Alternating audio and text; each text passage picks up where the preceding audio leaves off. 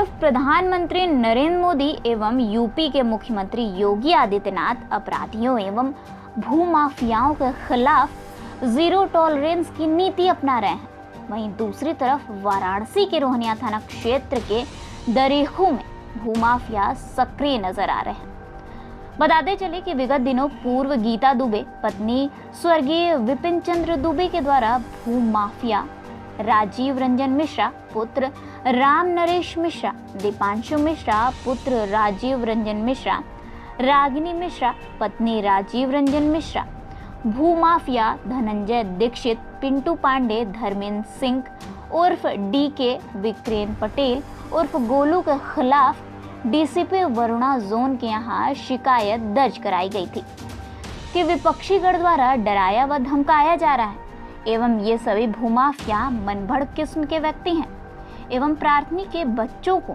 जान से मारने की धमकियां देने एवं रंगदारी में 50 लाख रुपए एवं पति के नाम की जमीन अपने नाम जबरिया विक्रय करने का दबाव दे रहे हैं, जिससे प्रार्थनी डरी हुई है और विपक्षीगण प्रार्थनी के पति की सारी जमीन का कूट रचित दस्तावेज लिखवाकर उन्हें अनेक प्रकार की प्रताड़ना, गाली गलौज करना, मारना पीटना एवं धमकियां देना और 2 करोड़ रुपए की जमीन के वापसी के नाम पर रंगदारी मांगना इत्यादि साजिश रचकर विपक्षियों के द्वारा बार बार परेशान किया जा रहा है। आश्चर्य तो तब होता है जब इन भूमाफियाओं के साथ स्थानीय पुलिस की सह पर विपक्षी गण ने 2 FIR राकेश सिंह एवं किसानों के खिलाफ कराया गया, जिसका विरोध करते हुए इन लोगों ने पुलिस आयुक्त वाराणसी से मुलाकात किया एवं उन सभी प्रकरण की जांच पुलिस आयुक्त द्वारा करने का आश्वासन दिया गया एवं इस जांच के दौरान किसी भी व्यक्ति की गिरफ्तारी न हो इसका भी आश्वासन दिया गया। अब देखना होगा कि एक तरफ वाराणसी में देश के प्रधानमंत्री नरेंद्र मोदी एवं सूबे के मुखिया योगी आदित्यनाथ वाराणसी में किसान सम्मान निधि का किसानों को वितरण करेंगे, परंतु इन किसानों के साथ किस तरीके से न्याय होगा एवं भूमाफियाओं पर किस प्रकार कार्रवाई होगी, यह भी प्रशासन के सामने एक चुनौती है। हमारा नाम राकेश सिंह है। राकेश जी कहाँ आए थे आज आप और क्या करने आए थे? हम सीपी साहब के यहाँ आए थे। जमीन का मैटर है, यहाँ पे दरेकू गांव में जमीन है, गीता दुबे और विपिन चंद दुबे के नाम से है। आ जाइए आप। और उसमें हम लोग अपना इनका जमीन का काम देखते हैं और वहाँ पे राजू रंजन मिश्रा एक दबंग किस्म का आदमी है जो कि भूमाफिया है। इसके साथ में बहुत से लोग जुड़े हुए हैं, जिसका कि नाम डीके है और धर्मेंद्र उर्फ डीके, दीक्षित और पिंटू पांडे और बहुत से लोग हैं वहाँ पे जो कि वहाँ पे भूमाफियागिरी करते हैं और दबंगई करते हैं। कुछ महिला भी हैं जो कि पहले 2014 में रजिस्ट्रियाँ ली थी, जिसको बना करके मतलब वो हम लोगों के ऊपर मतलब मुकदमा लाद रहा है उसमें। और इनके पति को इतना शोषण कर दिया कि उन्होंने आत्महत्या कर लिया और आत्महत्या करने के बाद ये इनकी एक बेटी है जो कि आधी थोड़ी दिमाग से है और जो मानसिक रूप से, और जो बड़ी वाली एक बेटी है। अभी हम लोगों के यहाँ कमिश्नर साहब के यहाँ से बहुत अच्छा रिस्पांस मिला है। कमिश्नर साहब ने हम लोग यहाँ पे आए थे, हम लोगों के ऊपर धाराएं कई ठो किसानों के ऊपर हम लोगों के ऊपर लगाया गया है कि हम लोगों ने वहाँ पे खड़ा होकर के रंगदारी मांगी है, जो कि ऐसा हम लोगों का कोई बातचीत किसी से हुआ नहीं है।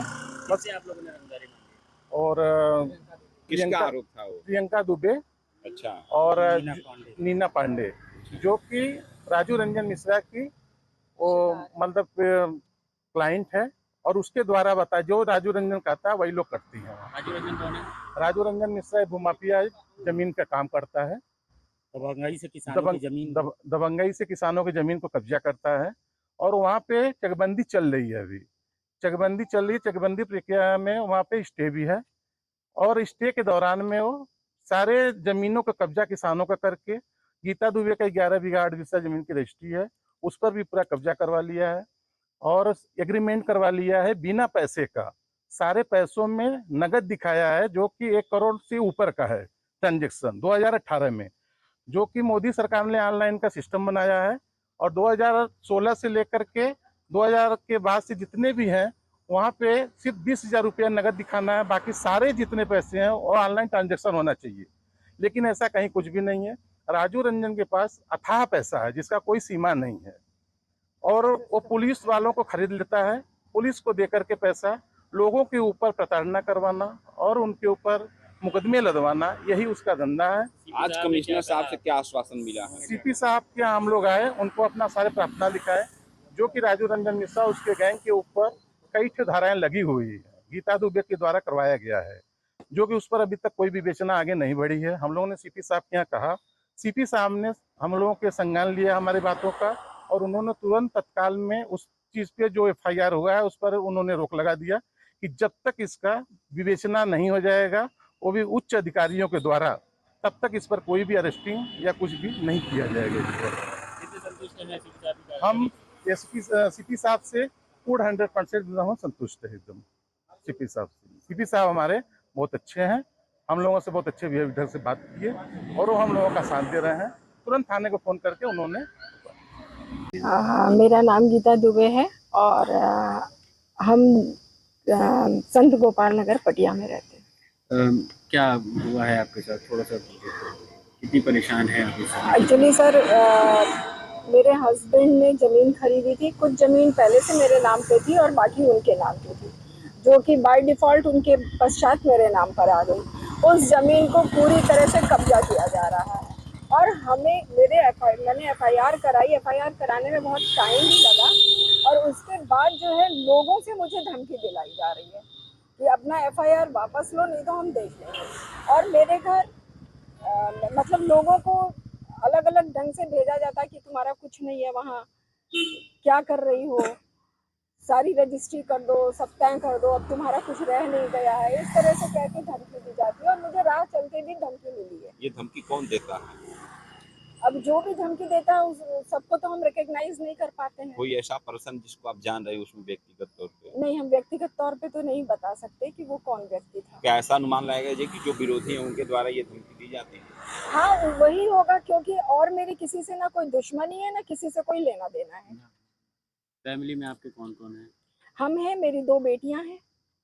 किस तरीके से मैनेज करते हो? डर का कुछ एहसास वगैरह होता है क्योंकि धमकियाँ मिलती हैं और अभी सिंगल वुमेन है, जी तो क्या फीलिंग आती होगी आपको? सर, डर तो लगता ही है, लेकिन जीना भी है और इस डर की मैंने शिकायत भी की थी। आज सीपी साहब के यहाँ से आश्वासन जो मिला उसके लिए हाँ, उन्होंने आश्वासन दिया है कि इस पर एक्शन लेंगे और उच्च अधिकारी को उन्होंने इसे रिक्वेस्ट किया है कि इसकी जांच की जाए।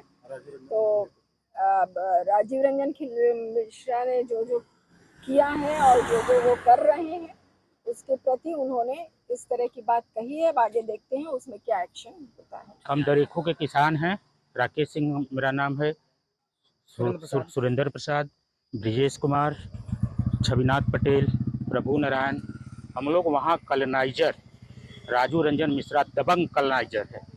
हम लोग ज़मीन बेचे भी नहीं हैं और हमारे ज़मीन से ज़बरदस्ती एकदम रास्ता गुंडाई के बल पे, रोहनिया थाने के बल पे वहाँ पे काम कर रहे हैं। हम 2022 में चकबंदी से स्टे लाए, उसके बावजूद हमारे खेत से ज़बरदस्ती रास्ता निकाल लिया गया। उस अब रोहनिया थाने पे गए। 22 सितंबर को थाना दिवस था, वहाँ हम गए। वहाँ कुलदीप मिश्रा जन सुनवाई में बैठे थे और हमारे विपक्षीगढ़ में राजू रंजन मिश्रा, अजय कुमार और एक दीक्षित करके हैं वो थे, धनंजय दीक्षित। वहाँ पर ये लोग बैठे थे दरोगा जी के साथ।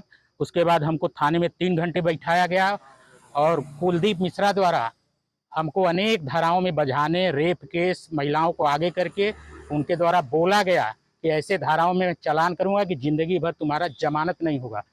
हम वहाँ से हम लोग डराया धमकाया गया। कुलदीप मिश्रा द्वारा मेरी बाउंड्री गिराई गई, उसका वीडियो रिकॉर्डिंग हमारे पास है कि थाना ने आके यहाँ बाउंड्री गिरवाई है। फिर हमको धमकी दिया गया। फिर हम इसके बाद DCP साहब के यहाँ गए। वहाँ जाने पर 3 दिन बाद हमारे ऊपर इसी थाने से FIR भी हुआ सर। हम लोग घर द्वार छोड़ के इधर उधर भागे रहे। फिर DPC अमित साहब के कहने पर हम लोग वहाँ FIR दिए। फिर विवेचना हुई, उनके द्वारा आश्वासन पर उस समय उस विवेचना को रोक गया। इधर अब प्रधानमंत्री क्या- जी आने वाले हैं आप लोगों के शहर में कुछ जी। कि किसानों के लिए ही आ रहे हैं और आप लोग एक किसान हैं, जी सर। तो क्या कुछ तैयारी है आप लोगों की धरना वगैरह की उनके हाँ, समक्ष? वहाँ हम लोग धरने स्थल पे सैकड़ों किसान चलेंगे, वहाँ मोदी जी से, योगी जी से गुहार लगाएंगे कि इन दबंग भूमाफियाओं से हमारी जमीन को मुक्त कराया जाए। हम लोग जब बेचे नहीं हैं, ये लोग थाने के बल पे, आपके शासन के बल पे वहाँ दबंगई से स्टे के बावजूद, चकबंदी स्टे के बावजूद भी काम किया जा रहा है। हमारे पास सारा कागज है, लेकिन थाने तक विवेचना थाने तक जाती है, वहीं से लौट आती है। एक और प्रधानमंत्री माननीय मोदी जी से कहना चाहेंगे कि आपके शासन काल में आप किसानों की हित की बातें करते हैं, आमदनी की दोगुने की बात करते हैं, और हम लोग परेशान हैं आपके भूमाफियाओं से। हम छोटे छोटे किसान हैं, बहुत बड़े काश्तकार नहीं, उसी से हमारी जीविका चलती है। मोदी जी से गुहार लगे, अगर कुछ नहीं हुआ शासन द्वारा, माननीय मंत्री जी द्वारा अगर कुछ नहीं हुआ, हम अपने परिवार के साथ उसी जमीन पे आत्महत्या करने की तैयारी में हैं। क्या कहा जा सकता है, किसान फिर अब आत्महत्या की कगार पे आ रहा है? बिल्कुल आ रहा है सर।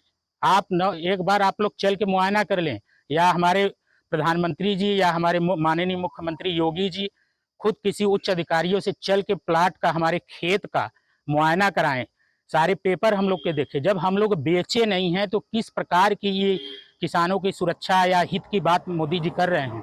एक पीड़ा की बात की जाए, संयुक्त परिवार है आपका, क्या सोच हो रही होगी, क्योंकि एक अंदर अभी तो एक किसान बता सकता है सर। हम लोग किसानी करें या कचहरी दौड़े, थाने डराया जा रहा है, धमकाया जा रहा है, रात को हम लोग सो नहीं रहे हैं, बच्चे इधर उधर बिलख रहे हैं, हम लोग खुद रो रहे हैं, खून के आंसू। छोटा सा किसान है, हम लोग के पास इतना पैसा नहीं कि कहीं चल के दूसरी जगह घर बना ले, मकान बनवा ले। आए दिन प्रताड़ित कर रहे हैं कि अपना मकान बेच दो, घर बेच दो, यहाँ से किसी और शिफ्ट हो जाओ, नहीं तुम्हारा एक्सीडेंट हो सकता है। तो कुछ महिलाओं के आगे अभी मुकदमा करा दें, रेप केस, दबंगई, वो लगवा रहे हैं हम लोगों पर, रंगदारी का। बताइए क्या कर सकते हैं हम लोग? सीपी साहब से मिल लिए हैं तो सीपी साहब ने क्राइम ब्रांच को हमारी फाइल ट्रांसफर की, आश्वासन दिए कि इस समय आप लोगों के ऊपर जो भी केस लगे हैं उसको अभी हम रोक रहे हैं, उसको जांच करा के आप लोगों के साथ न्याय होगा। हम सीपी साहब से संतुष्ट हैं, बाकी कार्रवाई देखते हैं क्या करते हैं सीपी।